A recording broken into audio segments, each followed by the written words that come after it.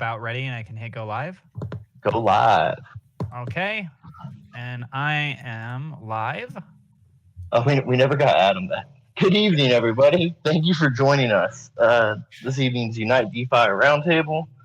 My name's Chris again, aka MetaCaptain from MetaBusdCoin. We are a VR project that is focusing on bringing to life marketplace in the virtual realm.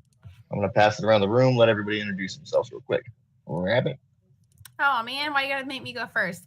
My name is Crypto Rabbit. I am the Chief Communications Officer for Reflex Finance. We are, like most people in this room, a deflationary token on the Binance Smart Chain. We pay BUSD, and we are shortly going to have a DEX and Launchpad live. So, yeah. She just drops the mic like that. Atlas. I can't really drop mine. I'd have to kind of like shove it to the ground, because it's got this arm attached to it. Unless I break the arm. Oh, hi, everyone. I forgot we're live. My name is Crypto Atlas. I cover various cryptocurrency projects.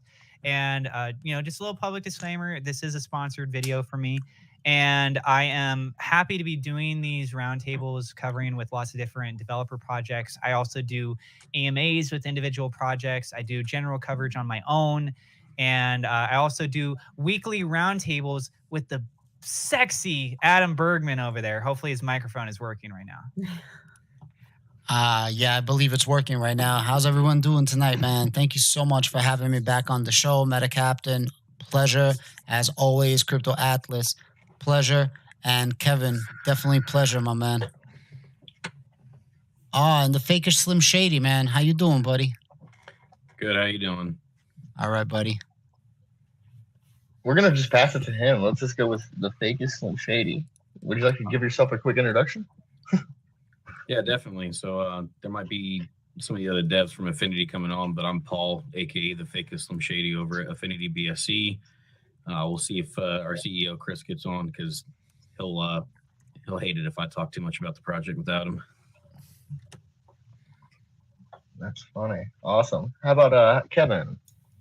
Yeah, Kevin, also known as Totenmacher, CEO of BUSD Buffet, deflationary token, BUSD rewards. We try to combat low volume affecting rewards by having a kitchen utility that buys and sells other tokens and takes the proceeds from that and distributes it back to the community in various ways. Also starting a token incubation program to help mentor new projects along as they get started with their ideas and contracts and things like that. That sounds very exciting. How about Rodney real quick? Yeah, I'm Rodney. So I am the CFO of Metabolic. They decided it was like a good idea to, always take the finance guy and always make me do the AMAs because for some reason I like talking to people. But usually between me and John, which John couldn't be here tonight, he has some things going on. We usually cover a lot of the AMAs and collaborations with other projects. So really kind of deep into the unified DeFi, but Metabolic, we are not a deflationary token. We actually need all our tokens because our project is going to be utilizing every single token of Metabolic within the ecosystem of our infinite game that we are developing. So we are creating a game called Infinite. If anybody has actually seen any of the artwork or the teaser that has been out there, you can see what kind of game that we are creating. So it is an NFT based game, and the Metabolic is actually going to power the entire network. So every single token of Metabolic, we are absolutely going to need 100%. But it's a project that, here within the next, by the end of the year, we plan on having a playable beta version that is going to be available for it. That's very cool. Very cool. EJ. What up, everyone? EJ, team lead for EverReflect. We are a reflection token on BSC as well. 15% BUSD reward. Our big claim to fame is that our utility that'll be coming out later this year will be a NFT ticketing system for multiple locations, venues, live events, working a lot more in the general public, into general audiences to sell what I love, because I worked in the space for 21 years, entertainment, event planning, and festivals. So thanks for having me here. Meta Captain, you're my hero. You're my hero. Hey, Chris. He's your meta hero. Chris from Affinity. We're going to refer to him as Chris for the rest of this evening, and we'll refer to me as Meta. Would you like to give yourself a quick introduction? Yeah, I appreciate it. Yeah, call me Chris, call me whatever you want to call me. But yeah, thanks for having me here, Meta. Good to talk to you again. I am the CEO of Affinity. We are a token on BSC that is reflecting in pegged ADA and BUSD. We also have a software that we have developed called Adapt, which allows the transfer of BSC and Ethereum tokens across peer-to-peer and business-to-business using a username rather than wallet address, as well as an incorporated swapper. And we do have a mobile app version of that coming probably within the next 6 weeks or so. And they do have public open source APIs coming as well for that Adapt system platform. Very exciting. I'm very excited about that. I don't know if y'all can hear it in my voice, but I am super excited about what they've got going on over there at Affinity and how they've been able to bridge that ecosystem to really fix a problem that I think all of us suffered whenever we were noobs in the ecosystem. So we don't even consider it now, like very often. But do you remember how tough it was to like navigate actually sending funds to people and all that good jazz? Because I do. Anyways, sorry, sidetrack. All right, I'm gonna quickly go ahead and open up the floor and ask everybody a general question. It's gonna be the same question for everyone, but I'd like each team to just kind of take it individually and see where we go with this. If there's one specific thing that you've got coming up in the next like month to 2 months with your project that y'all are working on, any details that you can give, can we take this moment to release some information? Let's start with Rabbit. What? you had to know this was coming at some point. We did release a screenshot of our decks today, and we are going to also put out some screenshots of our launchpad coming up and kind of just our whole general setup. Outside of that, if I say anything, Miles will hunt me down. So okay, so is that like a strong no follow-ups? No. Is there okay, so is there anything like special or unique that I should get excited about for the decks itself? No, I mean there are, but I can't say. Sorry, these are tough questions. Now we're currently in the process of getting everybody to claim their rewards. So if you haven't reclaimed your rewards and you're watching, do that, because you have to do it by Saturday. Go to the connect to the website, claim, not unstake your rewards.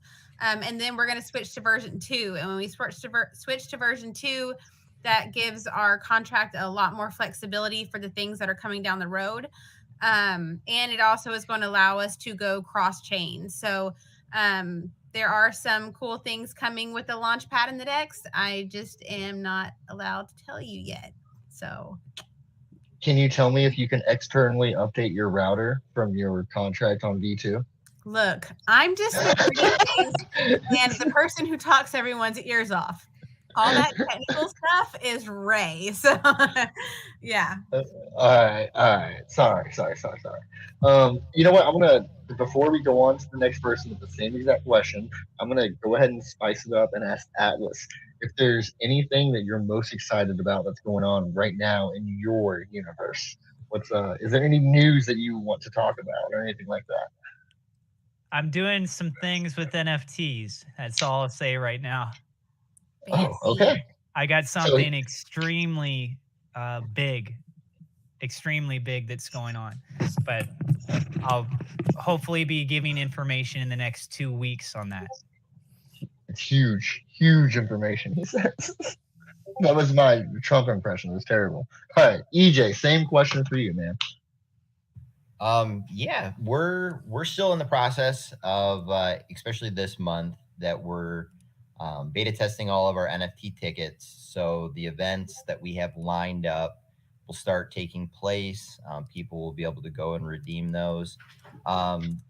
Another thing that's not taking place so soon, but is pretty awesome from my perspective, is that a lot of my background is working with guys with AEG and with Live Nation, and starting that discussion with getting production set up, because unlike in crypto, event planning is usually a 12 to 18 month process.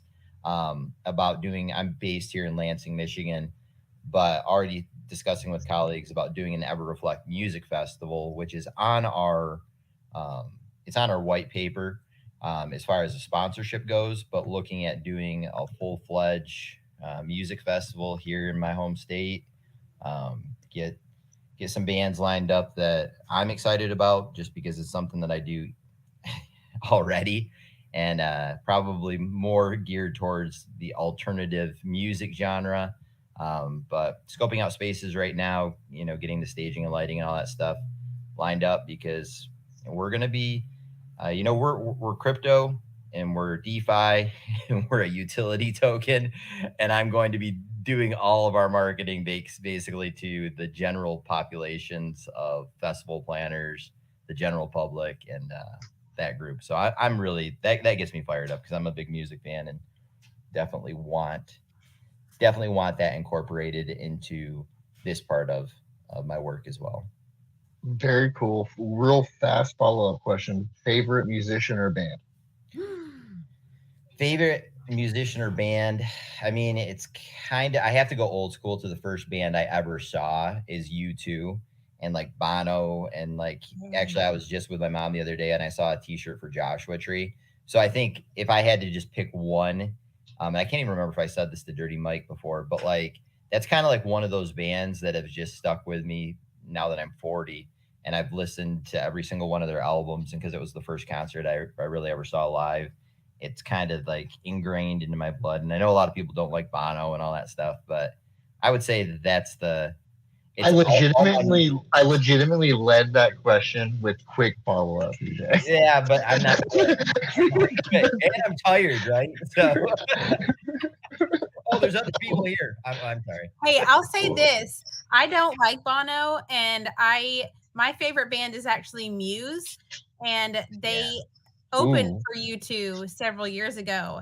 And I went, so I was like, I have to go because I have to go see Muse. And then I was like, okay, I got to stay and watch U2. It was actually a really good concert. That's cool. I booked Muse 2004, the Breslin Center. Oh my gosh, they're my favorite. I love them. Cool though. Yeah. I'm old. You're not that old, man. All right, Kevin, same follow-up question.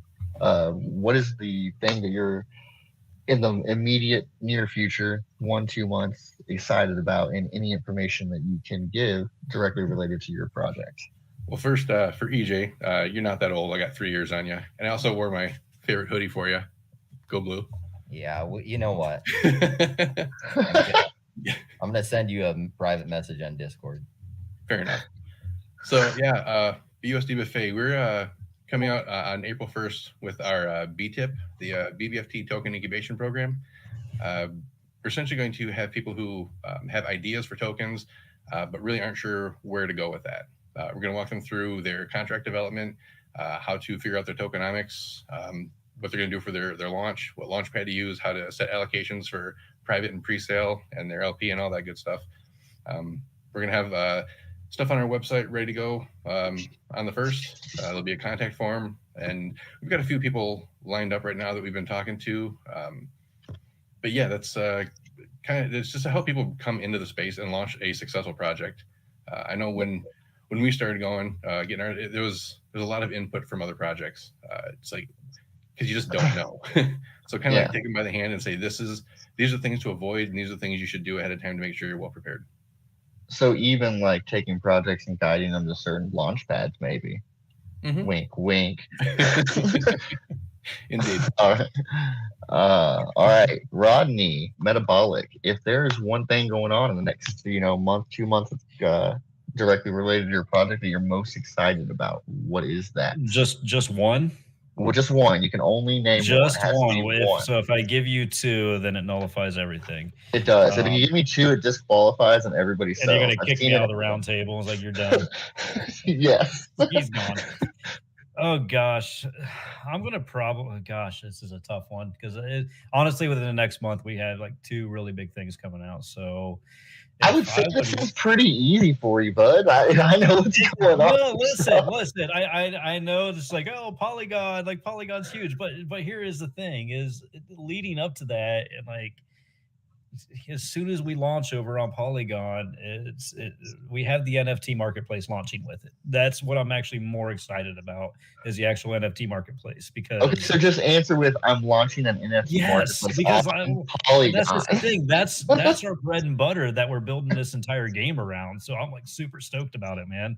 So it's in the process. It's getting all the kinks worked out of it and just trying to get everything up and running. So you're a CFO. Give me a technical analysis real quick. How is Metabolic going to derive revenue from this NFT marketplace? So from the NFT marketplace, the price of the NFTs, we're still in discussion of how much the price of the NFTs are going to be, but majority of where these funds is going to be going straight back into the development of the actual projects. So a lot of the revenue is going to be based off the actual tokens though, and what we have on them. So like I said, everything's going to be poured mostly into development. We got some of it's going to be going into marketing. And we have a goal that we're trying to aim for with the NFT marketplace that we want to hit hopefully pretty quick, especially with a lot of the investors, because this is going to be like a direct link for the people who are like investing in buying these actual NFTs that we're planning on. I guess the best way to say is like have hopefully early access to the game and hopefully beta test it. So that's the ideas that we're going for with it, and we're planning on using this revenue to continue the further development of overall the game, and hopefully just ramp up marketing, because once we ramp up the development, we get the project a little more concrete for everybody there, where we have something tangible, and then we can just really just hammer out the marketing full force, because then we got the full project going out. Not a problem. Interesting. We will circle back around to that here in just a moment. Mm-hmm. Affinity, you guys got a couple people here. Who wants to best answer this question? I'm gonna take it. First, let me apologize for not having my camera on, but I joined short notice. I noticed my camera wasn't working. I didn't feel like messing with it. Next thing you know, it turns on, and you never know what I look like. But anyway, so one of the things that I'm most excited about, and you touched on it, is the APIs. Aside from having the mobile wallet coming out, which is great, but we had to establish APIs to obviously create the mobile wallet. But by releasing them to the public, what this is going to allow us to do is actually work with other projects more than we already are. So if anybody is out there that has any kind of service that requires a payment service or a login, you're creating something that's Web3, metaverse, or anything of that nature, the APIs that work through our Adapt software actually connect a username to a wallet address, which, for anybody that's out there listening and or don't know anything about, Web3 and the way things are going, connecting with your wallet to a lot of applications is how you maintain control over your Web3 environment. So by maintaining a username that you can carry around with you to all of these different sites, into all of these different products, where nobody needs to know what your wallet address is, or if you're logging into something, you automatically get that same username every single time you log into anyone that's using the Adapt callbacks. That's massive. We have a couple of projects out there already that are looking to integrate Adapt into their mobile wallets themselves, and a couple of other metaverse projects we're looking at. So in the very short term, definitely the APIs. This is really going to set the stage for what Affinity's been working towards all this time. Yeah, I mean, I'm personally extremely excited about it. I think it's going to help facilitate a lot of our development that we're working on. We have like proximity transactions in our metaverse games, so it's peer-to-peer interaction. If you're near each other, you're allowed to like do your approvals and stuff like that. But essentially, I'm like 99% sure I can power it on Adapt. I'm just waiting for those APIs. and I know for the most part they're done. We just need to make sure they're, obviously functional and secure, and then get them up on the website. That way, they can be pulled by whoever needs those APIs or wants to use them. I mean, it's definitely exciting. Just in general, again, I referenced it at the start. Just in the start of your ecosystem and where you guys are taking it. Again, everybody talks about making things a bit easier for the incoming consumers of crypto, and you guys are somebody who obviously has put that at the forefront of your entire mission statement, and you gotta love that.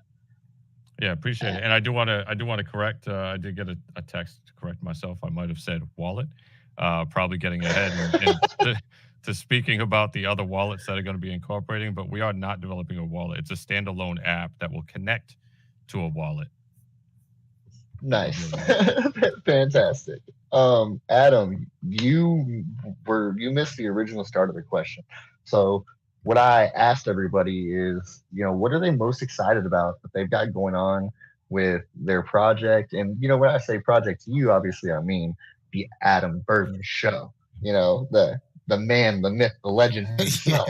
What are you most excited about in your universe right now? Yeah, with all of my 70 viewers, I appreciate that. The man, the myth, the legend. Thank you.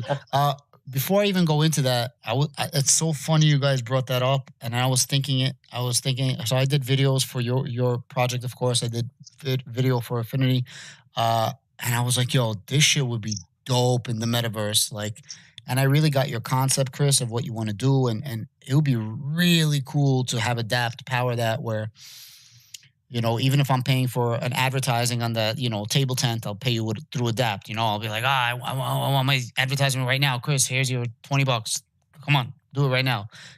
I think it would be really cool and just make your whole metaverse experience probably just a bit better. So I think I'm really excited about that. As far as my show, I actually just separated my channels. I did 2 separate channels. I started one just for traditional finance, like stocks and real estate, things like that, boring stuff. And with my channel now, I'm focusing on actual DeFi, how to use DeFi. So I'm going through a bunch of different blockchains like Cardano blockchain, Algorand blockchain. I'm going to be doing AVAX and a bunch of other ones, and actually using the DeFi space. I literally bought real estate on Algorand blockchain. It cost me like 8 cents. Tangible real estate, not NFTs, and you collect rent and everything. It's amazing with paperwork and everything. Me and the entire Wolf Pack. Shout out to the Wolf Pack. That's Team Adam Bergman. We all buying the same properties. We call it the crack house. It's the funniest thing in the world. So yeah, but bro, like, and then there's another app that I'm looking at right now that's we're able to buy music rights to and get royalties on people's music. I mean, that's true DeFi, and you could see how much more excited I am about DeFi than when I spoke to you like a month ago, because I'm honestly starting to understand the world within the world, and I'm super excited about that, man. I'm just going to tear up so many blockchains, so many projects, and if I find a project I don't like, I'm going to shit on them. Jesus. Okay, well, so he's going to tear up the blockchains, everybody. All right. Atlas, is there a question that you would like to ask any of these projects that we have sitting here this evening? Put me on the spot to try and think of a good question. Oh, we can come back to you. I can ask questions. They love my questions. I'll come up with a juicy question. So come back to me on the next one, okay? Both of you, Adam and Atlas, come up with a good question individually for anybody on the panel here. And in the meantime, I'm going to go ahead and actually circle back around to Rabbit. So, this DEX that you speak of, is this DEX going to be a DEX that's immediately tied to PancakeSwap? So just like a forwarding router, or is this going to be a private liquidity DEX? So you're going to operate with your own pool and start to function from there. Okay, so okay, we can. Let's. I'm so sorry. That was. I mean, I'm pretty sure I know the answer. Well, I'm pretty sure we're on our own. I'm not 1,000% sure. Like I said, this is Ray's. Like that's Ray. I just like handle the social media and the hi and the From what I understand, like so, if you come to us and you launch with us, you can choose to immediately go to our DEX, or you could choose to go to PancakeSwap. So I'm assuming we are on our own. Oh, very cool. Very, very cool. That probably answers my internal questions. I won't share those answers with anybody. Like, if I'm wrong, I will clarify on Twitter, but I'm like 99.9% sure that we're our own little thing. No, remember, you saw what happened to other people when they're wrong. Anyway. Like I told Ray, I was like, you have to be there because I don't know these questions. I'm just here to like pass on the cute and fluffy stuff. And yeah, he might have tried to join. I'm like broke apparently, and I don't have the right plan for StreamYard. And he had a work event tonight, and there's a lot going on, so he's pretty busy. Yeah, told me I was supposed to upgrade because one other person was trying to join. It could have been Affinity's crew. They roll deep, apparently. Look at them. No, Ray just kicked me out to the wolves by myself, so I'm here. Nice. Rodney, I did want to come back to you. I'm sorry, bud. I do have some questions for you. Yeah, please ask Chris, away, man. I'm ready whenever you are, by the way, for the questions. I'll tell you what, I'm going to pull back from Rodney, and I'm going to let Atlas shoot off his question real quick. Atlas? Oh, I thought you were saying that you're going to Rodney first. I'm not going to. No. Okay, so that's actually two questions. One of which, Crypto Rabbit. I have one of my viewers that's wanting me to ask you because you're from Reflex about Ryan Arriaga. They're suspecting that he's going to be working at Reflex. Do you have any comments you can do on that? No comment? Okay. Dude, Reflex has got all the great questions tonight. So that was one question. The other question that I have for the general community, for you guys at least, is what is your primary route that you're taking right now to get adoption, the biggest adoption for your project? I'm going to go ahead and answer this question first myself. MetaBusdCoin has very simple goals in mind for our platform and our adoption of our actual token and what it takes for ours to be utilized. And we first work with brands and partners, onboard them into our actual virtual reality metaverse. This brings in their communities, and we always know that our path for growth into bringing more people into our DeFi space is through the actual VR community. As somebody who has for a long time participated in virtual reality and seen the crypto bubble last year and how that actually played out in VR and how there was very few places to go, we were like actually just communicating through like big screen and meeting up in VR chat and just like talking about stuff, but we couldn't do anything, like we could just sit there and like talk to each other about it. And we weren't able to look at any charts. We weren't able to purchase anything. We had to literally like pull our headsets off and go back to the real world to go and do this stuff. So that was like, for my personal project, that was actually kind of like the breeding ground of like, oh yeah, so this is possible and we should do it. To, finally realizing that out.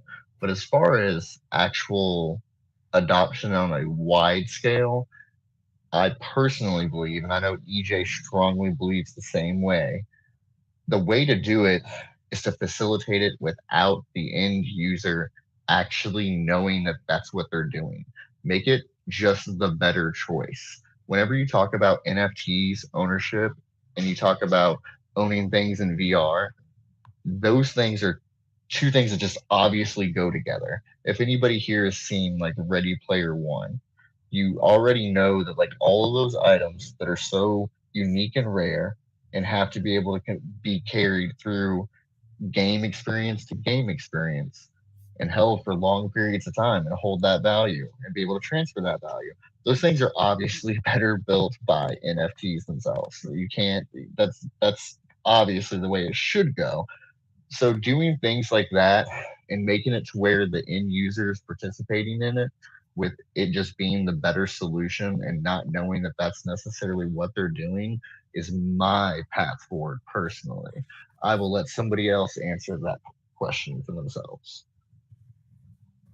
Yeah, I'll chime in because we play on each other a lot, and obviously, like Chris's mindset and what he's doing with his token correlates so closely with EverReflect. But the biggest thing for adoption for us is going into a direction that does not always have to focus on the cryptocurrency market buyer. Like, we're going for experiences. Experiences to me are more important in life than having just the next asset or the next TV screen or whatever it might be. Like, playing off of people's passions for experiences and coupling that with a slight entry into the crypto world with our utility token is going to be the key for adoption for us.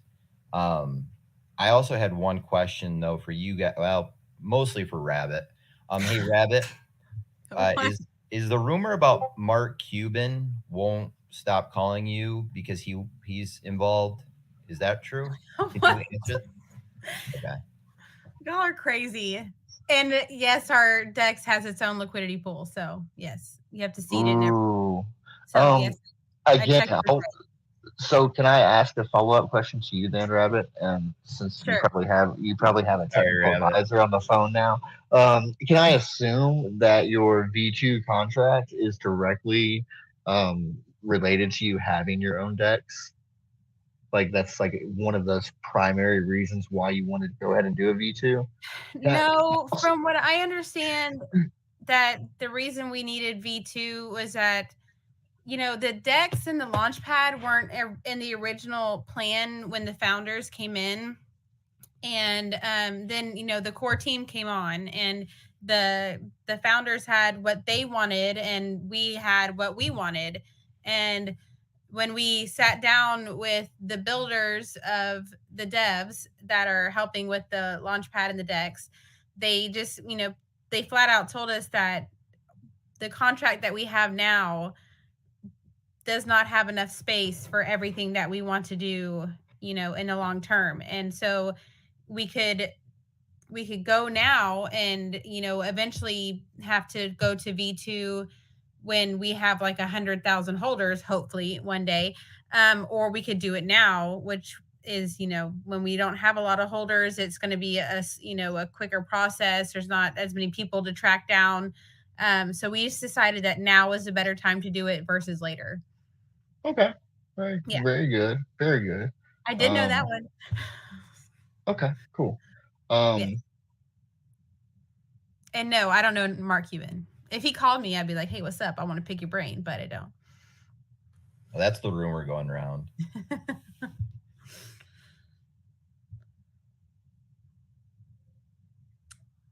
I got a question. Show. So as you guys are developing your company, or like any company, not just crypto or just like in life, you need allies, and unfortunately everybody gets foes. So how does that work? How do you guys pick your allies or people that you work with, and how do you put people on your shit list, whatever that list you want to call, but you know what I mean? Like there's some do's and some don'ts in working. Like how does that come about? And you don't got to be specific with who it's with, obviously, but just I'm just curious. They flip a coin. No. Yeah, no, it's actually pretty organic. You don't seek out somebody and think this person specifically, I want them to be my best friend forever. It's just as you are going through certain things. You have said that to me. Fair. but you come across problems that you've seen other people solve, and you reach out to them for a specific solution, and you just kind of like build up a rapport. And like with MetaCaptain, it stemmed just from like, hey, I know you can answer this one question I have, and then it turned into more conversations. I'm like, this dude's awesome. Same thing with EJ. So you don't really kind of like seek people out per se. It's just organically through basically team problem solving. You get to know the people, and it's just kind of awesome. As far as people being on the shit list, I try not to worry about that. You can't control that sort of thing, and it does nothing for you. So make friends, have fun, and then move forward. Got it. Chris from Affinity, before we go back to Atlas's question, can you answer this? You guys have been around in the space and been a name for a lot longer than any of us that are here. So I'm sure your list is probably a lot different than our list. Oh, you want the Adams question?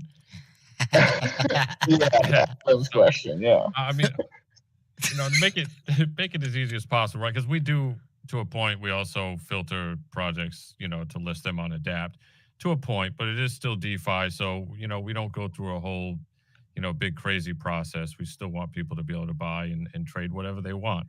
But when we're looking at what projects that we want to affiliate with, partner with, associate with, it comes down to doing an evaluation on who they are as a project and a company and as a team. Having those conversations, where does their knowledge lie? What does their roadmap look like? What have they accomplished?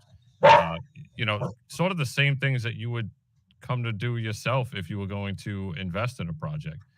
You want to make sure that somebody is doing the right thing and that they're trying to create innovative new technologies, or that what they're doing is not something that's an obvious scam, or even more difficult to identify, an obvious ploy to just make a quick buck and then let the project die. That's actually probably more common than a rug, if you want to call that a slow rug. So looking at identifiers and red flags for that kind of thing, and then again talking to the team, just knowing what you're looking for and identifying qualities in a person, mutual respect, and then going from there. All right. Before we go back to Atlas's question, I just want to touch base on this real quick, because I never ever talk negative about any projects in any way, shape, or form publicly, and I won't now.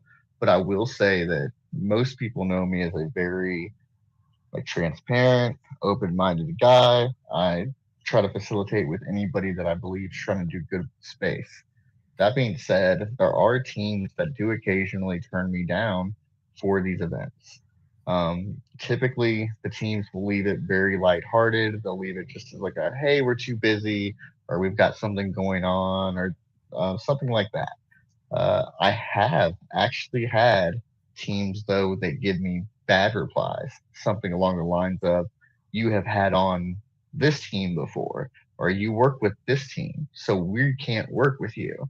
So just so you know, that does truly exist in this space still to this day. And it's kind of wild. It makes me sad, honestly. That's like the best way for me to address it, is that I legitimately just open-handedly offer people an avenue to come on, share their project with other communities, and talk to executives directly. And occasionally I do get no's for the reasons of simply because I have associated with another project once before.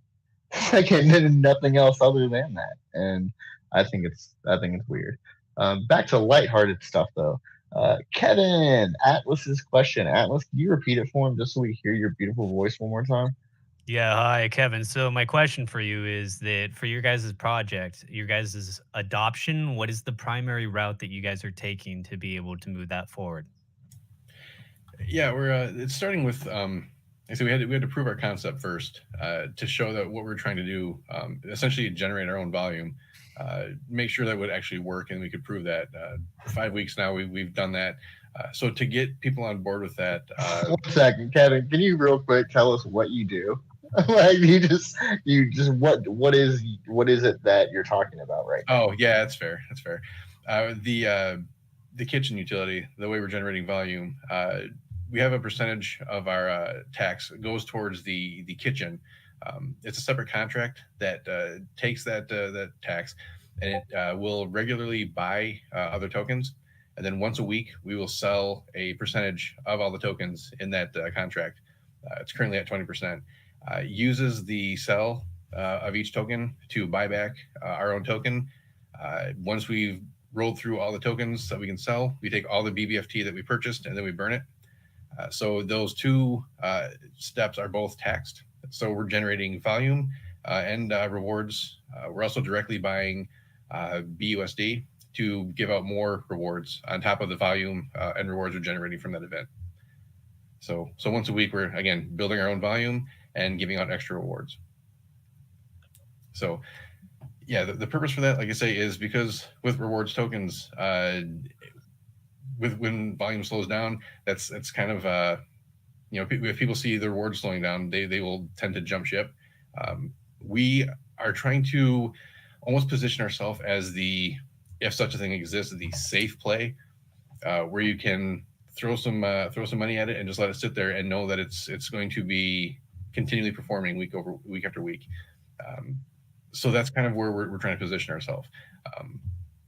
As far as adoption, like I say, it's just making people aware of what it is that we're doing. There's a lot of hesitation early on. I think partly because of the naming that we went with and the whole food theme. It's almost comical at times, but it's fun and a little bit lighthearted. But at the heart of it, it is performing a valuable function. I think honestly, and we've all been here.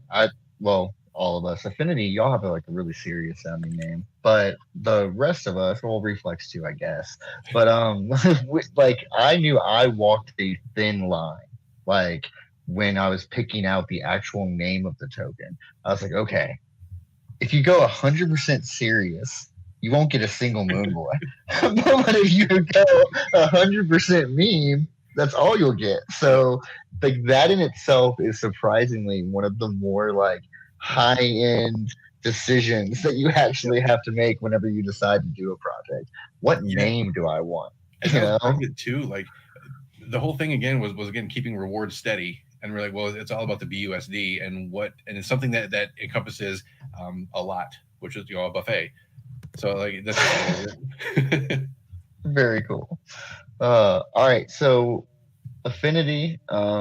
I think we let you answer Adam's question, but you didn't answer Atlas's question. Would you guys like to give a stab at that? And Atlas, would you like to ask it another time with a different voice? With another voice? What do you want it to sound like, Elmo or what? No, I'm joking, I'm joking, bro. How cartoony of a voice impression are we going, right? All right, so who am I directing this to? Sorry. To Affinity, they have a whole squad. So, I don't know why Zach's not talking. Yeah, so basically the question is, what is your primary route that you are trying to take for exposure to your project right now? Yeah, I was going to see if Zach wanted to take this one. Be quiet. I can. Yeah. Cool. I know I'm usually the one talking the most. That's fine. I can take it. What we're taking, the route that we're taking currently at this point in time is, making these partnerships, as we all sit here and talk about the networking, the business outreach, all that fun stuff. Partnership marketing is really big in the crypto world. Coming from a traditional business and sales marketing experience myself, and even with Chris, it's a whole different realm. Obviously, fighting with regulation is part of it as well. It's hard to get ad space and all that fun stuff. So we found huge success so far in the partnership marketing world, but now we're really getting into our use case. Whereas when the app is coming out within, we'll say, the next 6 weeks, that's where our bridge is really going to happen, getting to the people, the everyday people, on how now they can safely and simply secure send their crypto with just a username, right? So once it turns into a mobile app, we're breaking down that barrier to 80% of the people that we're trying to pitch this to. So really, I say it simply comes with that, but it's not that simple, of course. But as we all know, once you can put a product in anybody's hand and they can actually view it and use it, the chance of mass adoption is doubled, tripled, if not quadrupled. Can I ask you a quick follow-up question on that? The other night I was listening to, I think, the Twitter space. And I think you mentioned that you were going to do some of those creeper ads, like the ones that like just know what you're talking about. Is that the case? Oh, you mean contextual marketing? Yes, contextual. That's like the legitimate name. Yes. Oh, yeah. No, exactly. 100%. So we're actually partnering with a publicly traded company, a publicly traded ad tech company, who actually re-engineered their data scientists re-engineered their software and their algos for politics, but for crypto and NFTs. And before we got some other stuff working with them. So before pen is on paper, we're not going to talk too much about that. But on the flip side of things, I can say that they will be running essentially, again, that contextual marketing and our SEO for us. And what that means to anybody, I know they're big words, whatever else, but I'll break this down for you very quickly. What contextual marketing is the best way to put it is, as we're sitting here talking about crypto, passive income, and all that fun stuff, tomorrow you're going to go and see an ad on Facebook, Instagram, whatever it may be. That's what contextual marketing is. So as you're sitting there talking about peer-to-peer transfers or passive income, all this fun stuff, you're going to then get an ad for Affinity, things of that nature. And then also the SEO is just essentially algos running in the back end. So when people go and search on Google, our website is placed higher in the indexes, just more website traffic. Zach, you're gonna blow up DeFi using CeFi strategies. Man, That's centralization and decentralization, baby. That's how it goes. Yo, that's hilarious. That's awesome. That's really, really dope.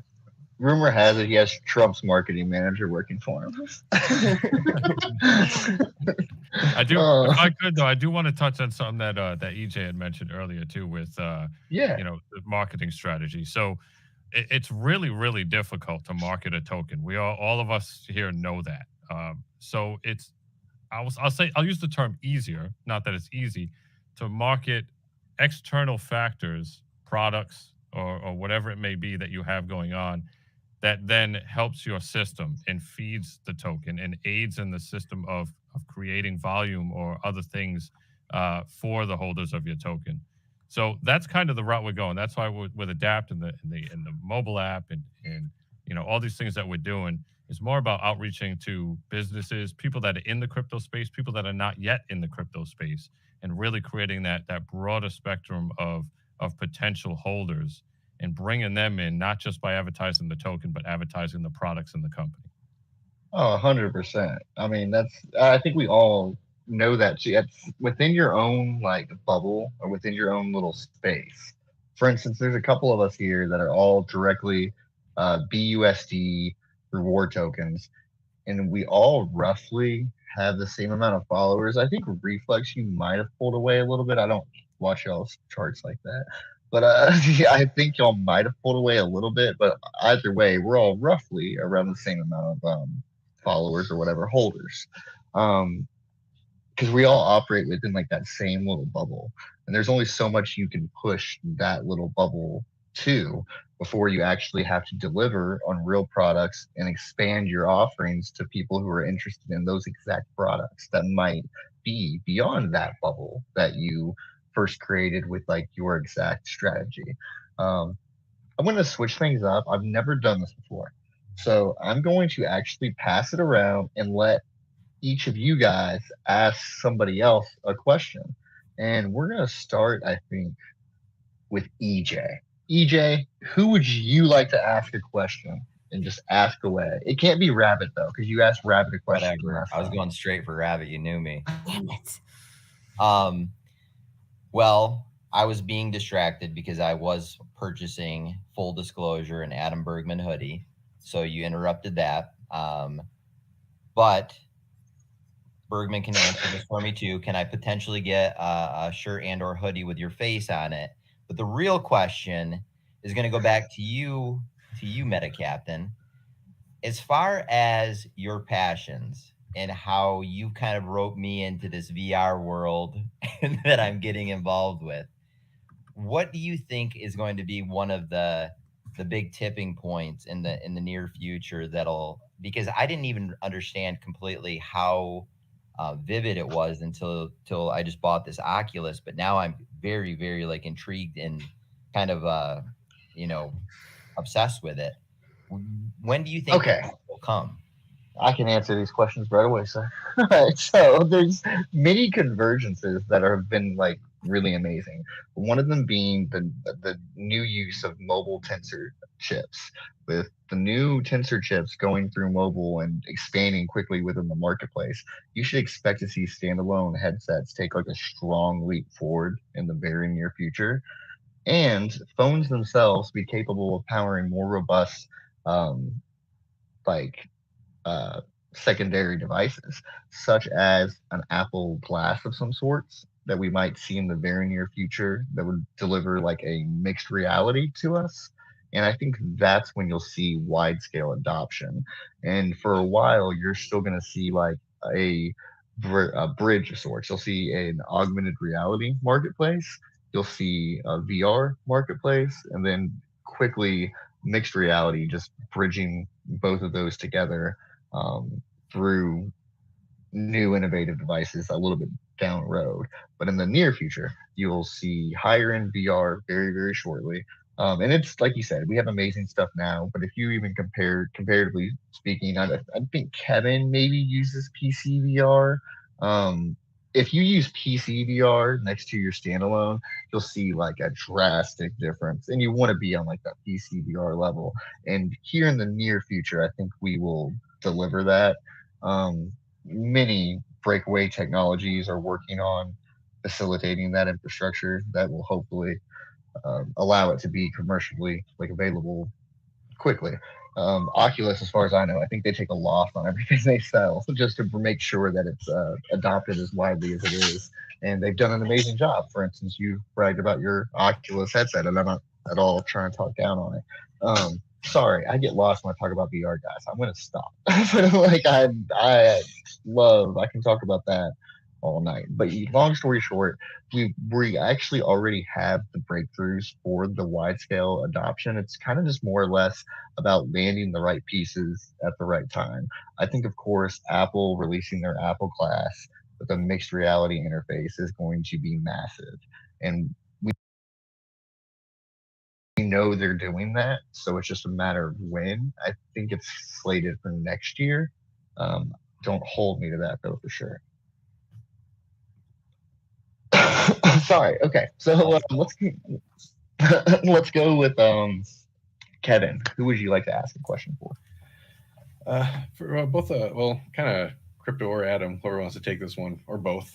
In regards to viewerships on YouTube, you guys have to constantly be watching what's going on with different cryptos and different markets and things like that.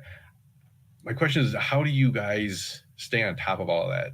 That seems like it's a full-time job. I was always curious about that when I see YouTubers that cover crypto. Like, how on earth do you stay on top of everything without just like tons of coffee and things holding your eyelids open for you? All right. So for me personally, when I go to the route of talking about, let's say, a news report, news is very trendy. And so you use outlet avenues, for example, Reddit, you could use Twitter. And when you search for these terms, or the subreddit, for example, you'll see whatever has the highest levels of engagement on it. It has the most likes, it has the most upvotes. And there's a lot of people that are really focused on that one specific thing. And so that automatically gives you a good starting talking point. If there's other projects that are kind of in the emerging sector, like, for example, how I'm covering a lot more passive income plays, I start to stumble across those because I'll see people that group them in with other projects. So over on Twitter, for example, they'll say, hey, these are my newest projects I'm involved in. And they have the hashtags or the @ and I might have just been looking up for more information on one of those projects. And then I kind of make notes because I see that there's high levels of engagement and I've only seen the one. I haven't heard of the other 2 or 3 or 4 or whatever it is. And then I go and look up that a little bit more.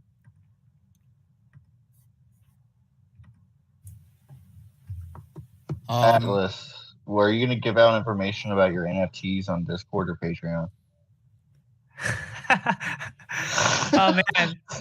Okay, well look, I'll say this right here. Chris from NBC is helping me in being able to get it ready. I've been working on something for months, and I've been talking behind the scenes with a lot of specific resources, and I'm trying to make sure that everything is as transparent as possible and trusted, and people can verify all this stuff. So when I make this announcement, I will probably give a 1-day heads up on some of the details to my patrons. And then the next day I'll be making public statements on Twitter and also in my Discord, the Roundtable Discord, just like trying to let everyone know. But this is what I'm working on, is a new space that NFTs have just started to tap into. And there's some creative things that I'm trying to add to the equation, so that it's not just art that you're buying. It is something that people will see a lot of literal value in it. And I'm excited to share more, hopefully within the next 2 weeks. Very cool. Sorry, Bergman. Take it away. It's all good. And the funniest thing is, I think me and Atlas are probably the two most active, at least that I know of. We both bang out like 4, 5, 6 videos a day. So it's actually pretty interesting. I don't know, man. I just kind of just see what's going on, and I just make a video on it. I don't really prep much. I just start talking. I don't know. I just go over the projects, and I keep talking about projects. What? He just got yeeted. You just disappeared. Wow. Yeah. He's like, you know what, guys? I need to go record a video right now. He's like, I only did 4. Yeah. I saw Atlas. He did 5, or I don't know how many I did. He's like, I gotta go make one more than him right now. I will honestly say that his videos are pretty cool. He's a pretty funny guy. He's back from the blockchain. Did I do that? I think you did. I saw your arm move, and all of a sudden you disappeared. Bro, I thought I got canceled. Yeah, and I just talk about projects that I like, and just keep going. And you're screwing with him now, aren't you, Chris? No, I'm really. You know what's funny is I did, like, both times. I think I muted myself, and when I muted myself, he did happen to disappear. Right? No, I didn't do that. That was not me. That's for sure. That's when my hands were away. I didn't. Hey, domo arigato, Mr. Roboto. Wow. Definitely wasn't me. You're a helicopter robot. What just happened to your voice, man? Like, are we all doing character impressions tonight, or what? We are. Adam, your audio is like really weird right now. Rabbit, everybody put you on the spot. Who are you going to put on the spot this evening? Ask anybody you would like one question. EJ, have you ever heard of POAPs? What? No, I haven't. Is that a band? No. So on Ethereum, they have things called POAPs. And so, like, if you go to like one of the conferences, they have like a QR code, and you just scan it, and you get like a POAP in your wallet. It's kind of like an NFT, but not really, because you can't like really sell it. It's more like just like a stamp in your passport. And it just says like you were here, and they're like special, and they're collectibles. Is that something that you guys are going to do? Because that would be really cool. Huh. This is the first time I've ever actually Googled it. So look up a POAP. Yeah, that's awesome. Make it happen. Well, you're welcome. Well, I want like 1%. And yes, like little stuff like this, going back to even what Kevin was saying about alliances and friendships. This is the cool stuff I love about these kind of like sessions and these meetings, because we're all busy, and we're all kind of like focused on our individual projects and daily lives.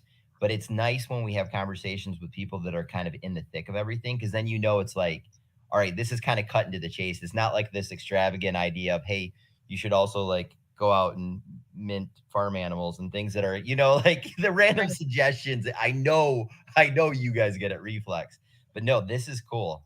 We'll definitely be discussing this, and I'll be looking. Look up POAPs. I know, like when you go to like some concerts now and some conferences. Like I know the Miami conference, and I think the ETH Denver, they had them, and then like you get like it's almost like a stamp in your digital passport. Like I was here, and they're collectible. You can't really sell them. It's just like a bloop, you were here. But it's almost like a stamp on your passport. Yeah, so it'd be cool. Sweet.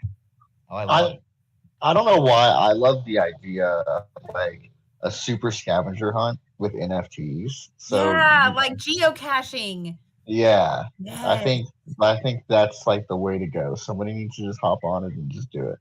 I'll take 1% of that, whoever you are out there. All right, Rodney, you get to ask anybody you would like a question.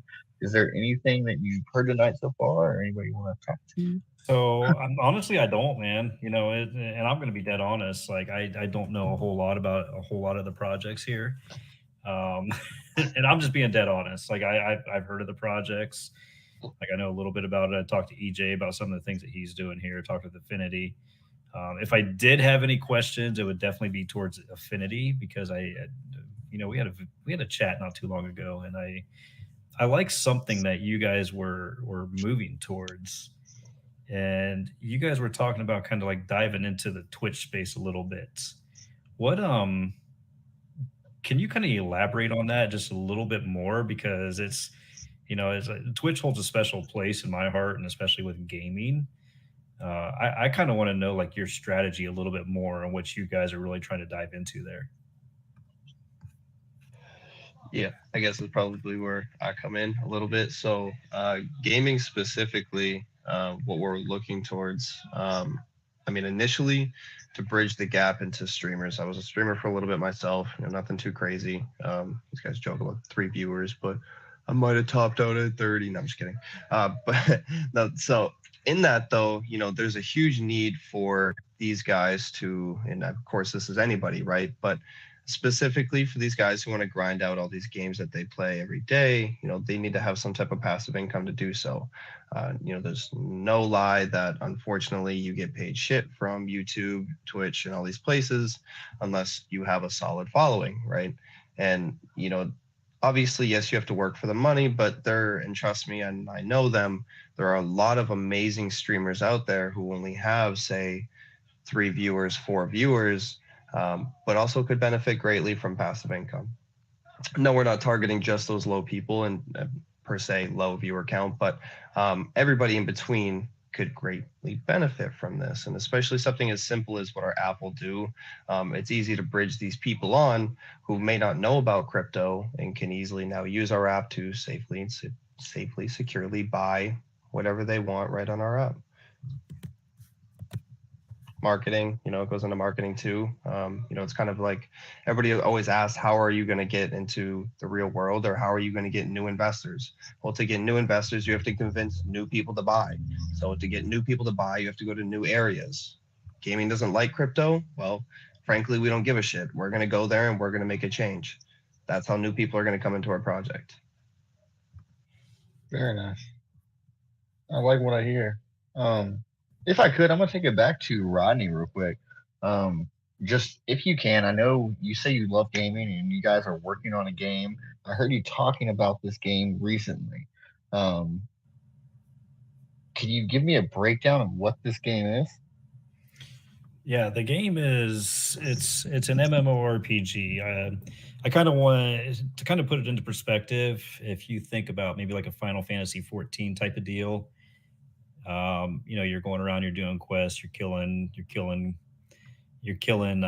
mobs, you're picking up loot, but everything's going to be NFT based. So when I'm sitting here talking about the NFT marketplace is going to be the bread and butter of this game, that's essentially it. The Metabolic token is going to be used for the transaction with the NFTs, but everything within the game is going to be an NFT. To your character, to your armor, to your weapons.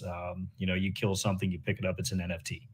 And there's going to be rarities to it. So, you're going to be able to go through the main storyline, one player if you want, but you're also going to be able to team up with other people because it's going to be metaverse. So you're going to be able to team up with other people, go on your raids, go on your special missions together, to earn better NFT loot within the game. And, all these NFTs are going to be able to, you can take them and then you can put them on the marketplace to resell them. Because like I said, it's just NFTs are, it's no two are supposed to be alike. There's always going to be something that's going to be different about each one. But it's to kind of put that in perspective. That's the idea that it's going for. But for the artwork that we're doing, it's very cyberpunkish. It's kind of futurist, apocalyptic style of what is being developed with the game right now. But if you take that medieval aspect of like Final Fantasy, kind of throw it in with some cyberpunk, and then just throw NFTs into the mix of it, you have the infinite game. Very, very cool. Very, very cool. I like that. I always like hearing about new games. Anything new in the space is always exciting. You guys are moving over to Polygon, correct? Yeah, so we just sealed up a partnership with Polygon Studios, and Polygon and especially Polygon Studios, that's their aim right now, is to get into the gaming space and the metaverse space. So we had several meetings with them, and we were able to seal up a partnership with them. So our original goal with the NFT marketplace was to run it on Polygon, but just to make the transaction more seamless, and with sealing up the partnership with them, it just made total sense just to move everything completely over to the Polygon chain. Yeah, makes sense. You got Polygon Studios deal backing you up. Yeah, completely understandable. And that's whenever you guys do that, are you going to completely close support for BSC? What do you mean close support for BSC? Like, are you just going to move full liquidity? And are you? Oh yeah, 100%. Yeah, everything is getting moved over. So anybody that is a holder of the token is going to get airdrop new tokens. Okay. Yeah. So just bridging and never mind. Correct. Okay. Perfect. Did you get a question? Did you get a chance to ask a question? Oh, yes, you did. How about you, Chris? Is there anybody you'd like to ask a question for?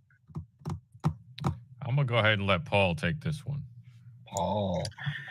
Yeah, so I'm willing to bet money that this is against the rules. I don't have a question for a specific person, so I mean, anyone that wants to jump in can easily do it. That's perfect. But the main question is, and I apologize in advance. I've been told I come off as abrasive sometimes. But in general, we have this roundtable. It's called Unite DeFi.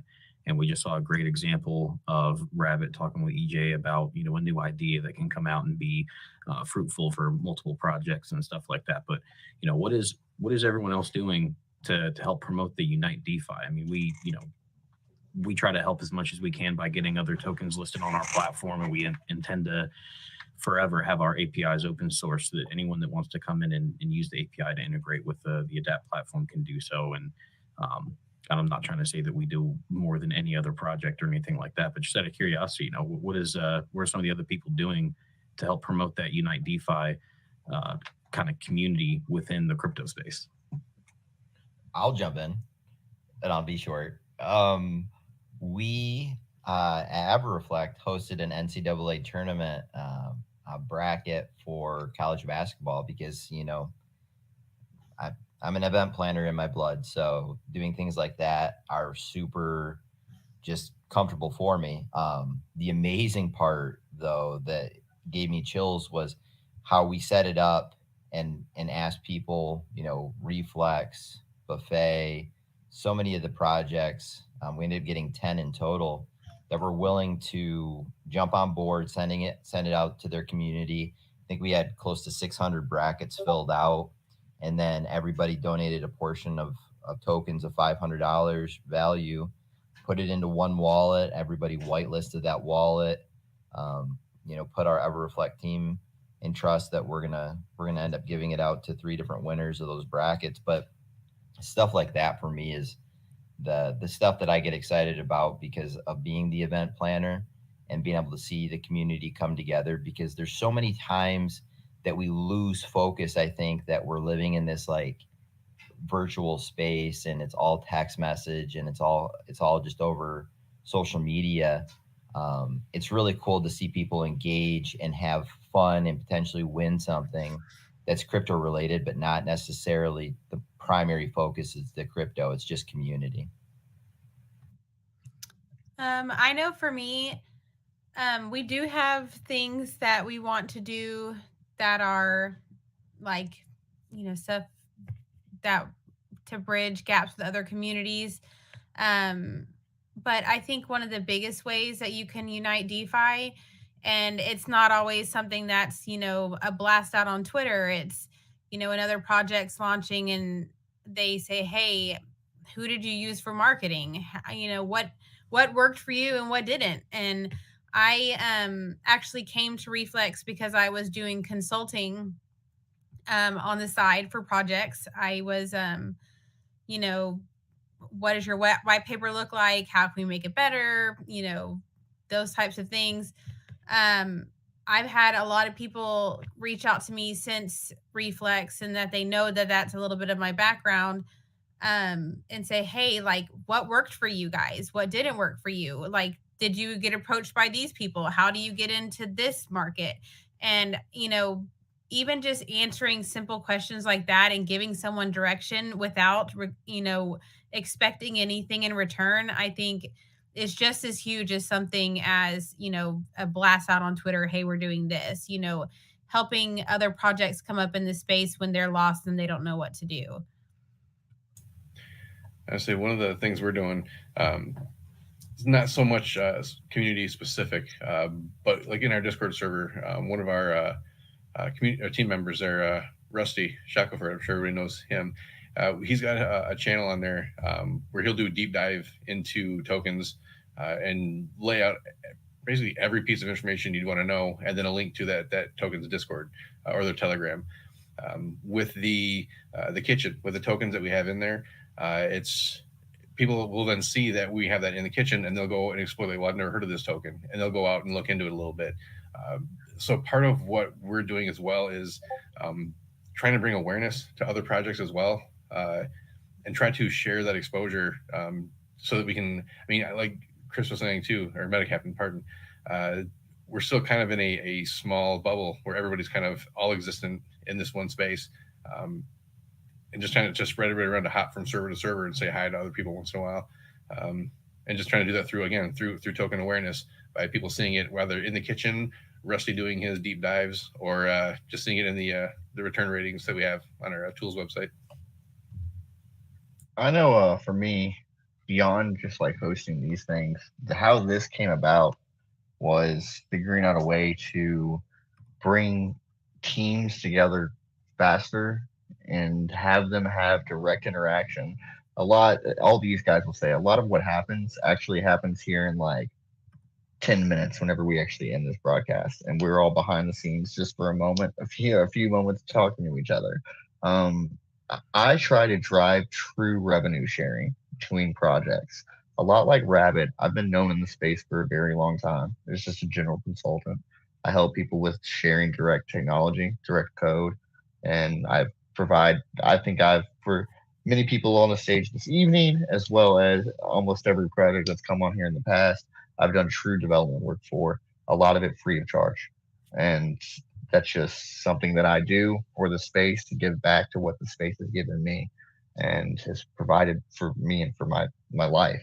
And I think that's the number one thing that I can provide for the space, is being able to try to truly unify teams and projects together through direct project and development, like actual releasing products together, having direct revenue sharing, as well as integrating each other's flagship project or products, and seeing how through working together you can actually make some of those products better and expand on your offerings. It's worked out really well so far, and I hope we can just continue to carry it forward. I try to bring on teams whenever I'm reaching out to everybody. I try to bring on teams that I think in general have something to offer one another. And like, for instance, a great example of that this evening is Affinity Adapt. I think you guys have a lot to offer many players that are on this stage this evening that are eager for solutions, and being able to show the public that this is kind of how this works. Like, we're all very busy, all of us. again, thank you everybody for taking time to hang out with me this evening. It's really cool that you guys do that. And we're all very busy in our own worlds, and we all would like to talk to one another, reach out to one another, and just be able to facilitate that quick, easy business relationship. And so often we just don't have that opportunity. So just trying to do that, facilitate that interaction, is my big contribution, I believe. Thank you for the question. Yeah, if I can further kind of talk about that a little bit too as well. And the one thing that we really try to focus on is, like you said, he's like we're building the bridges, we're building the relationships with other projects here. But one thing that we really try to look at, like me and John and Y Pump from Team Metabolic, is how can we utilize each other? It's like, it's great, we can all be friends, and that's awesome. That's the core of everything. But how can we utilize each other's projects? Because if we're truly going to unify DeFi and what everything's all about, it's really kind of taking a look at what each other's projects is, taking a look at your own project, and how can you benefit each other. Like a prime example, what we've done, with Dive Wallet, they're relatively new. And we talked with Gavin quite a bit about it, and it was just a good idea because what they're utilizing is something that we already planned on doing with our NFTs, and now we can have Dive Wallet, as the official wallet, to hold your Metabolic and NFTs in here whenever the game is released. So it's something that's in process on down the road. But we looked at where we can utilize the other project, where they can utilize us, because that's really what it's all about, is how can we help each other. The main thing is, Chris, what you're doing here with these roundtables. I know Nobility is really good. They have their weekly AMAs, and they have a new project on every week. So you two are phenomenal at kind of getting everybody in the same room and just start kind of clashing each other's projects and just learning about each other and just taking it the next step further. But then it comes down individually between each of the projects of taking it to the next level there and seeing how we can kind of bridge the gaps even further. No, I really appreciate all of those answers. Like we strive on our end to hit the big three wickets, which is extra team collaboration, behind the scenes communication assistance, and then public disclosure. Because how else are the rest of the crypto space going to learn about other great projects that we're collaborating with publicly or behind the scenes providing assistance if we don't, at least give them a shout out, or at least say, hey, here's another up and coming project or something like that. So I really appreciate all you guys' answers. And Chris, I'm sorry that I made everyone answer my question. No, you're fine. Do you see that question on the screen? That's from Crypto Buffalo. It's at Zach and every other coin owner with an already established coin. Sorry, every other coin owner with an already established coin. Would you support another audit from a new audit company to help the industry if they passed your standards? I'll answer that real quick. We did our audit with InterFi Audit, and I also did a secondary one with Brew Labs, because Brew Labs is gangster, and I'm cool with Brew Labs like that. So yeah, absolutely. If there's a company out there that's providing services that I think would be beneficial to my project, my community, and their project and their community, and it's worth spending like the revenue on, then yeah, absolutely, for sure. That's what it's all about, helping each other out.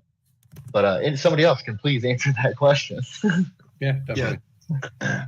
So we also already answer that question more direct. We've already kind of done that in our sense. So we have our two main audits, but we also did have another DeFi. Well, he actually audits everything across the board now.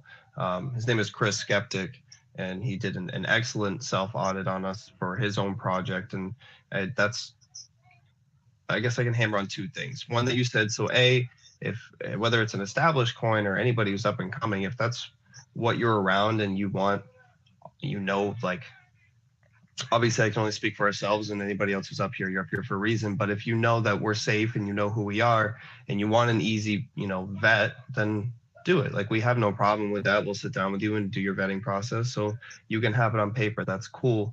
But then on the flip side of things, we will continually be getting new audits, whether that's yearly, bi-yearly, we'll figure that out, because A, we don't know everything, and B, as we all know, this space is ever evolving. So you have to stay up to code. You got to stay up to date. So we will continually get audits as time goes on. Yeah, I just want to expand on that really quickly. The key point in that, though, is that meets standards. Because anybody that's gone through audits in audit companies, you really got to do your research, because an audit can hurt you just as much as it can help you if that auditing company is not good. Once that information is released publicly, and if they decide to blast it out, but they're not a good auditing company and they don't even know what they're doing, it could really hurt you. So make sure you do your due diligence even on the auditing companies before you get audited. Man, even some of the big name audit companies have been in the news lately. Kind of rings pretty current right now. There's another situation I'm sure everybody's aware of. That's Oh, very interesting. Very nice question. All right. So real quick, Adam, you look so comfortable, bud. I'm here. I'm just glad my headphones work. Kind of. All right. So I got a question for you, man. I went back through some of your catalog and I kind of watched your videos and how you've evolved over time. Is that something that you're doing in an attempt to try to just reach a larger audience, or is that just a personal, like, you have grown as a creator, wanted to try new things? Are you talking about in my in-depth videos of DeFi, or just in general? Your in-depth videos in DeFi compared to some of your content that you used to make, like a year ago. Yeah. So again, I had a huge revelation. So I always knew the technology. I know, like, just a little bit more than most people, but I'm not a developer, obviously. So I didn't know the intricate details, and I knew what blockchain can do and all these crazy things like contract calls and state channels and some interesting fancy ways. But I never actually used DeFi because I never trusted it, because, security is up to you.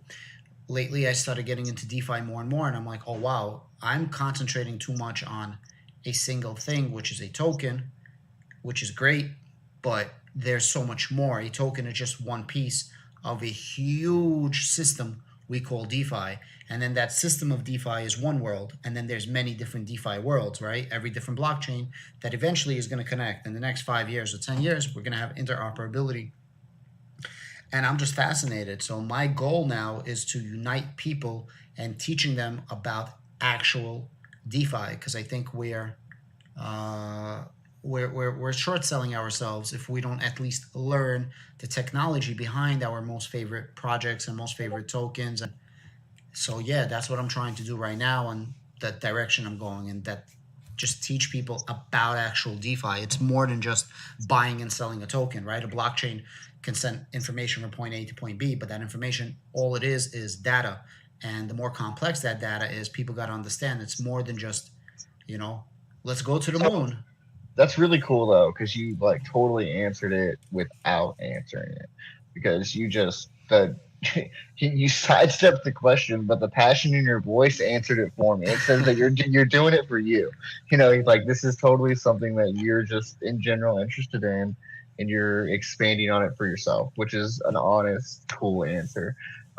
Atlas, the same thing can actually be directly applied to you and your channel. I've followed your channel since a long time. So I've just watched you evolve over the time. And honest to God, I'm going to say this, and I know some of your listeners or whatever are going to totally agree with me. I miss your super long live streams. I really do. Whenever you would just hammer out 6 hours at a time in the middle of the night, that was awesome. Anyways, same question to you though. Have you been switching your content in an attempt to try something new for yourself, or are you trying to gain a new audience?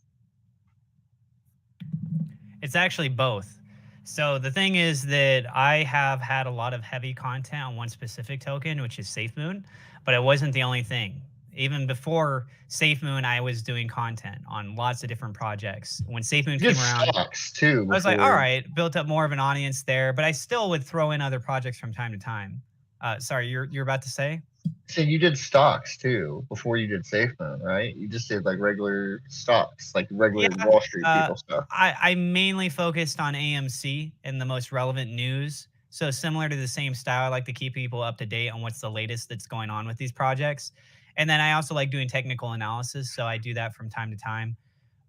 What I've been shifting more to is kind of a combination where I've recently been learning a lot more about passive income projects in the crypto space.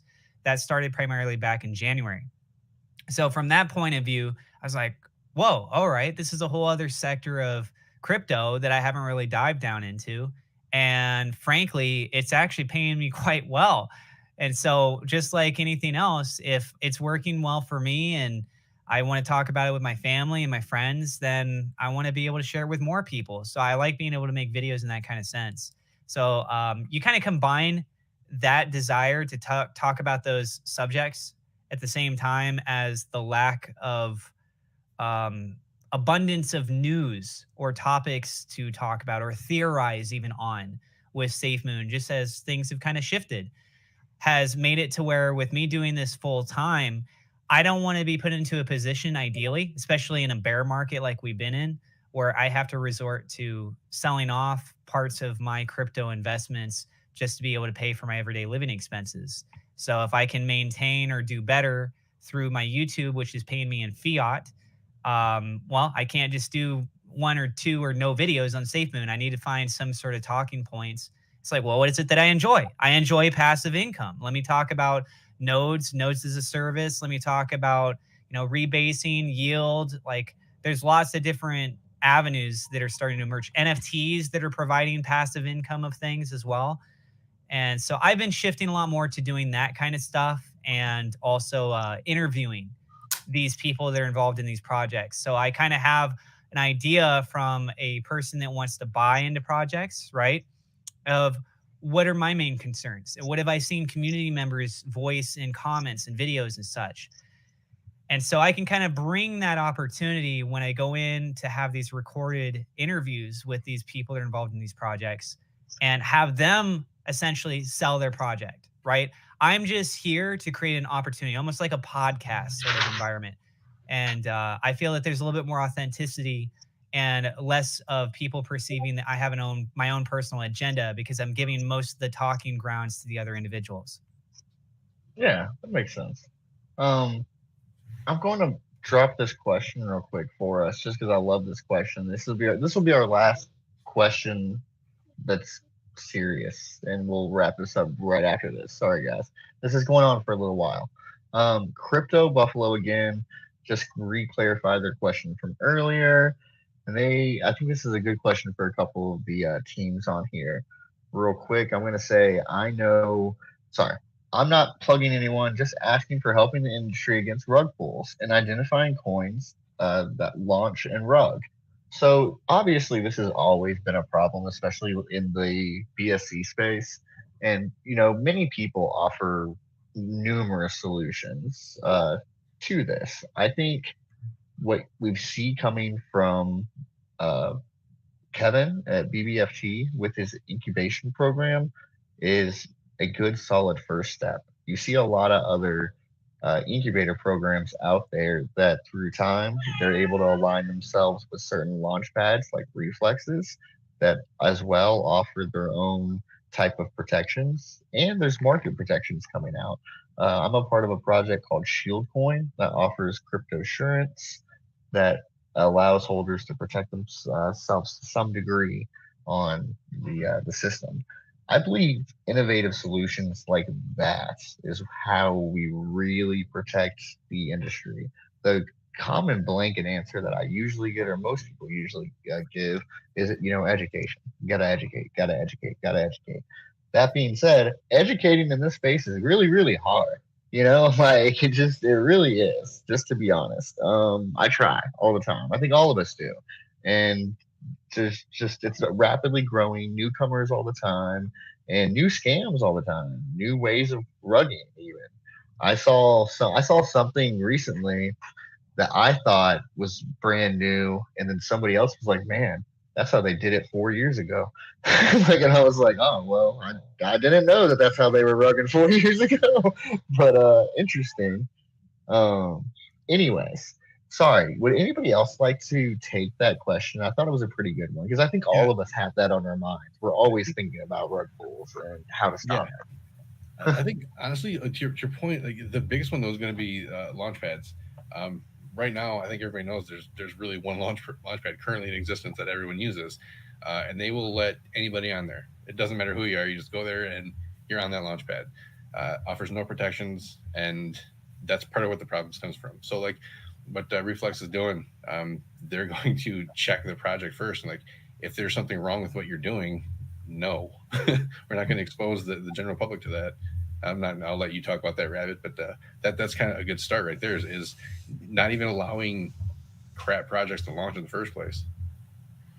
I just wanted to pop in too that, you hit on we say education all the time.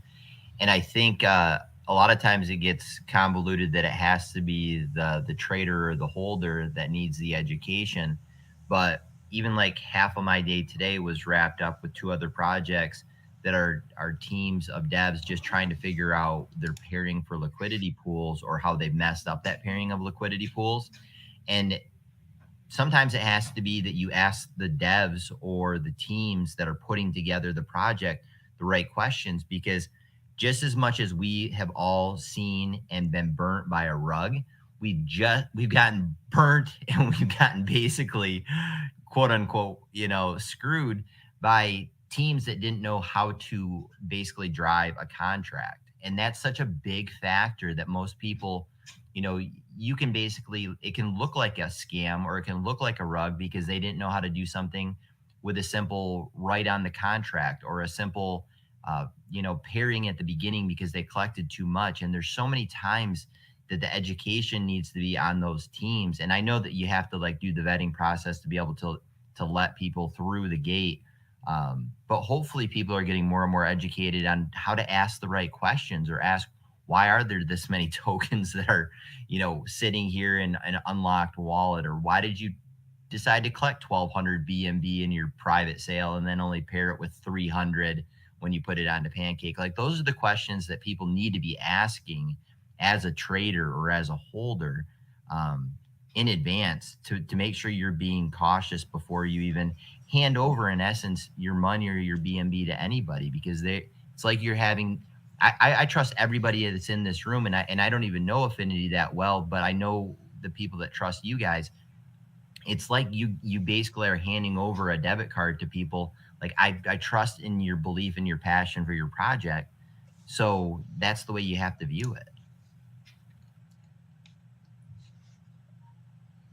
Rabbit, were you going to talk about your launch pad at all? I can, yeah. I mean, I was trying not to like be all like, "Hey guys, come check us out." Yeah, we are doing a launch pad that has very extensive vetting processes. We have 2 tiers. We have the gold tier, which is basically our stamp of approval that, we are saying that if this project rugs within a certain time frame, we will give you a refund. And then we have the silver tier, which is still heavily vetted. It's just not guaranteed. We haven't released all the details on what all our vetting process entails, but I have seen it myself, and it is pretty extensive. I mean, at least compared to what we went through with InterFi when we launched and did our KYC, this is way more extensive than that. I think another thing, like to the point of that, it is up to the launch pads. Yes. I mean, anybody can throw a token on,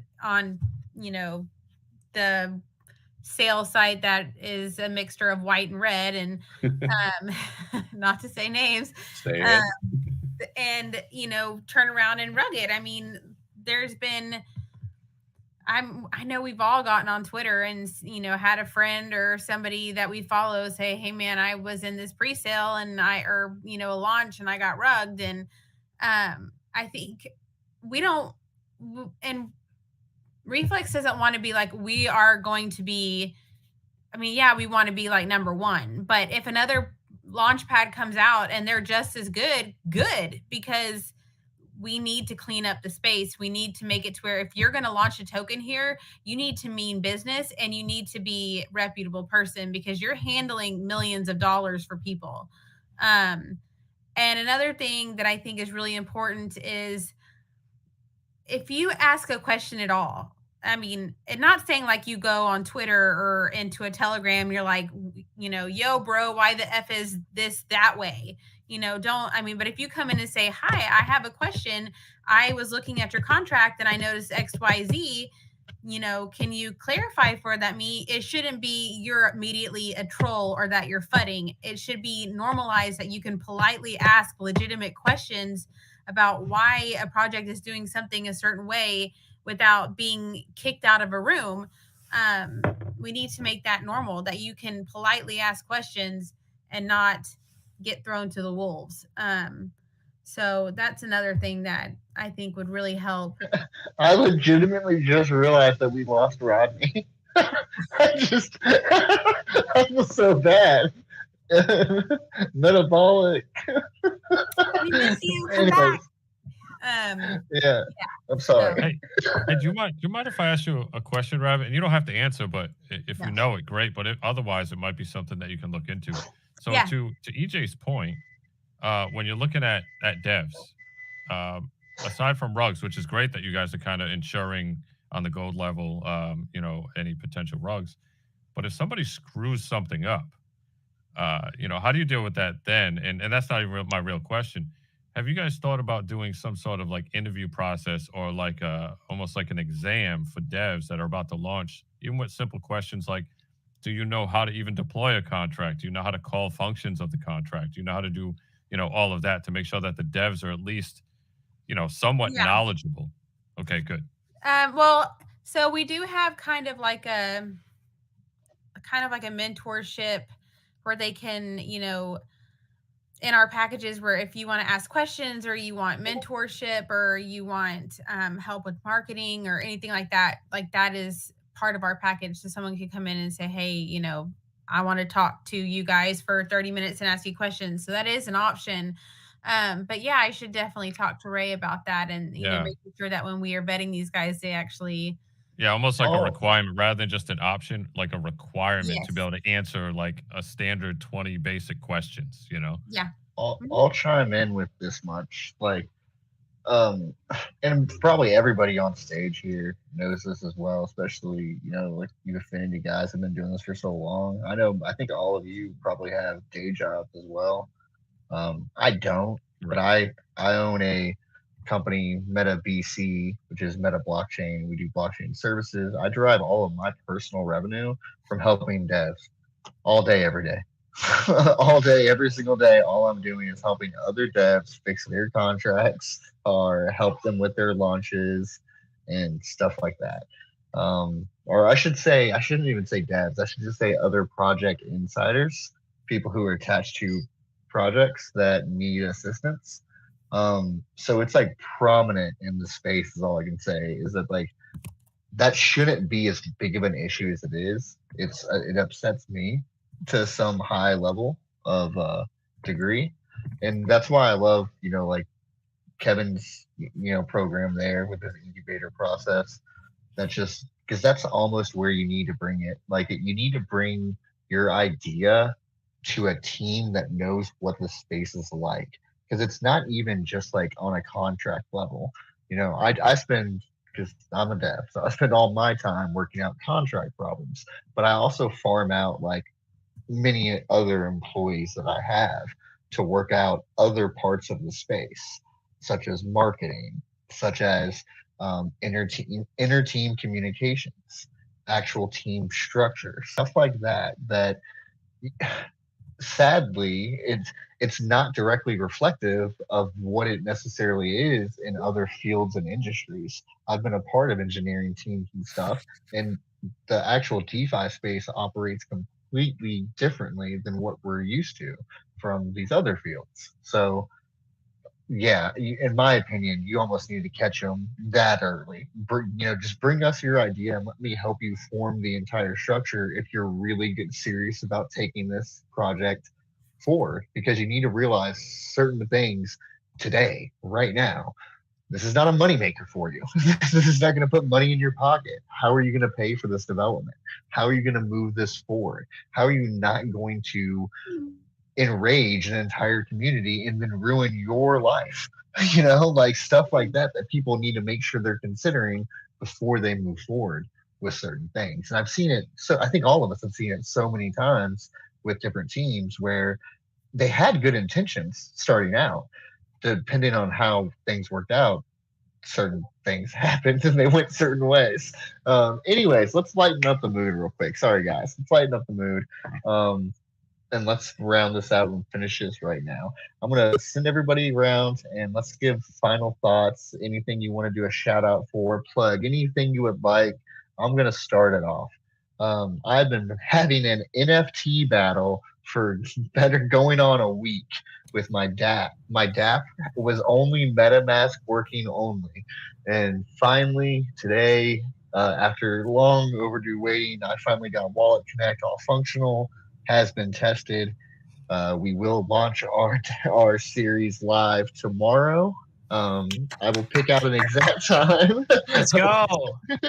I will pick out the exact time and post that in all my social channels. NFTs finally available to the public. Sorry about the long wait, guys. It took me from Saturday till now to get that working. You know why? You know why, right, Chris? Because you decided to go with the cyberpunk theme. You just went with the cyberpunk curse. Like that thing got delayed too, you know? Yeah, absolutely. And that game did turn out good. If anybody decided to not play it in the beginning and just put it down and never picked it back up, shame on you. Pick it back up. It's fairly good. Anyways, sorry. Rabbit, take it away. Oh my gosh. I don't really have anything. I would like to shout out my mod team, like Maddie and Chris and Mucky and Marshall and everybody in our Telegram and our Discord mod team. They're awesome. They've been cheering me on in the background. That's who I've been texting. So thank you guys for watching and for supporting us. And we've got a lot of stuff coming up in the next week or so. So we hope that everybody stays tuned for V2 and the Launchpad and everything that's coming. So I really love doing these roundtables. It's great to get to connect with other projects, outside of texts. So thank you guys for having us. Absolutely. EJ, take it away. Yeah, on her point, you just kind of made me change what I was going to say, but I want to say the same thing. A huge shout out to our mods and our admins who take the blows day in and day out. Dravo, Noodles, EP, Yoast, BP. There's so many guys in this space that give us the luxury to be able to work on our projects, because it is a team project, but behind the scenes, we're doing a lot of the daily stuff, having a lot of these conversations. It's a blessing to be able to even chat with you guys, but a huge amount of gratitude to those people for our project, because we wouldn't be here if they weren't busting their butt 24 hours in different time zones when we're sleeping. And I'm super grateful for those human beings.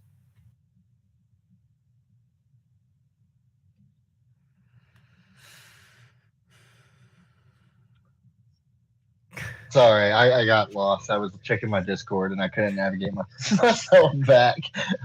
Kevin, take it away, bud. Yeah, the mods are great. Mine have been giving me crap this whole time because I put up a backdrop and I'm hiding all the stuff that's normally shown, including the Xerox in the closet. So for them, there's the Xerox back there in the closet. Other than that, yeah, we got the B-tip coming out on the 1st of April. We're excited for that. And yeah, that's about it. Yeah. Sorry, it happened again, literally. All right, sorry. Affinity, take it away. Anybody you want to send on up. All right. I honestly want to thank all of you for inviting us. This has been great. I love getting together with everybody that's out there doing, what they love. Everybody that's out there trying to make this space better for everybody, educating. I do hold a couple of the tokens on here. I'm not going to say which ones yet, but I do want to look at all of them. Especially, I learned a lot about a couple of them, a couple of you today. Buffet, I didn't know as much as I know now. I'm coming away with a lot more knowledge. I definitely want to do more research, especially on what you have going on with that onboarding, and that's really cool and really interesting to me. And yeah, this has been phenomenal, and I look forward to next time, whether it's with all of you or next time we run into each other in other spaces. Adam, I kind of like you. Great guy, and Atlas as well. Thank you for hanging out with us. Before I let these guys give their outs, I'm gonna do a quick roundup real quick from just my personal perspective. This is how I view everybody in like a quick sum up. Affinity, peer-to-peer crypto transaction innovators. Bbft, the first BSC ETF that I'm aware of. EverReflect, NFT tickets, that simple. Reflex Finance, trying to bring legitimacy into the Launchpad and DEX process within the BSC space. All right, that's just how I like to give MetaBusdCoin VR project. I always forget myself. So, but yes, in case you don't know who I am, I'm MetaBusdCoin. Atlas, we're gonna leave you for last, buddy. Birdman, give me your out. I think it's a dope space, and honestly, I see each of you guys doing your thing for your projects. I was able to speak with you guys about your projects, and I understand what Reflex is doing. I understand what EverReflect is doing, and all of you guys. I think it's amazing that everyone's getting together, and I'm not just trying to say it as being corny. And I think you guys are bringing BSC up a notch, because I'm sorry to say most of BSC is bullshit. So it's very good that you have legitimate projects and putting out legitimate projects and bringing up the space. I think it's very much needed to compete with the other blockchains. So shout out, big up to all of you guys. All right, Atlas. All right, you guys want to get something stuck in your head that I keep thinking about? Chris from Affinity, can you do me a favor? What's up, man? Okay, with a Southern accent, can you say "get busy living" or "get busy dying"? Since I'm from Massachusetts, I don't know how good my Southern accent's going to be, but get busy living or get busy dying. I keep thinking you sound kind of like Morgan Freeman, man. Oh, man. I mentioned that in my chat earlier, and some people were like, he's right. He does. Responding to that. I get told I sound like Ray Romano a lot. I could see that a little bit too, yeah. I could see that too, honestly. Yeah. But no, my finishing remarks, thank you very much for having me on the panel again, and for me to be able to broadcast this to my community. And I hope that those of you that are watching in my community, we do these about every 2 weeks. Sometimes it'll be back to back given certain circumstances. And I encourage all of you guys to come and check out who's going to be on the panel the next time. So thank you very much, Chris from MetaBusd, aka MetaCaptain, for having me on here. And always good to see you again, Adam. And Kevin, good to see you again. EJ, Zach, I've talked with you. Crypto Rabbit, Chris from Affinity. I know this is the first time that we verbally talked, but thank you, everyone. God bless. All right, guys. Thank you all very, very much. And next week we actually will be having another one. Tune in for more information. But Boda Swap, Boda V2 token is the actual name. They will be on. Glow token and Enhanced token will be on as well. A few more. I'll release the information as soon as possible. Thank you guys for listening. What? You said Boda, right? Yeah. Am I saying it wrong? What? Well, what about Bofa? Oh, don't you start with me. Darn it. Thank you guys for tuning in. If you could, give us a like and subscribe. It really helps the algorithm and I want to share all this great information provided by all these teams to as many people as possible. Have a good night. Have a good night. Thanks. Good night, Bye, guys. guys.